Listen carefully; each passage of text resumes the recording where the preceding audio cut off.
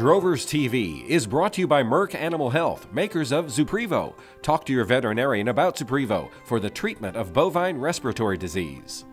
On Drovers TV, cattle feeders continue to miss the mark on expectations. The latest Sterling Beef Profit Tracker suggesting feed yards lost an average of $116 per head last week, and it may not get a whole lot better thanks to good weather this fall.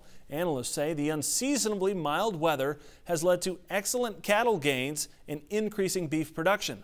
Projections for cattle placed on feed this week suggest a cost of gain in the 67 to 69 cent per pound range, but with June live cattle futures hovering around $1, calves placed on feed come out to roughly a $30 per head loss. Adding to total beef supplies and increase in cow slaughter the past several months has added to the supplies of ground beef. Beef cow slaughter began the year at the low levels seen in 2015, but changed to year-over-year levels by the end of the first quarter. The second and third quarters showed increases resulting in a 12% gain in beef cow slaughter compared to last year. Analysts expect strong beef cow culling will bring the 2016 number to roughly a 13% year-over-year increase.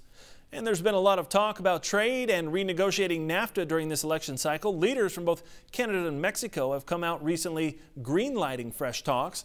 Livestock marketing specialist Daryl Peel says both countries are major cattle buyers and suppliers. However, some external factors could change the Canadian dynamic near term. The largest cattle feeding firm in Canada, in Alberta, has announced that they're closing in the next few months, and so they're no longer buying cattle.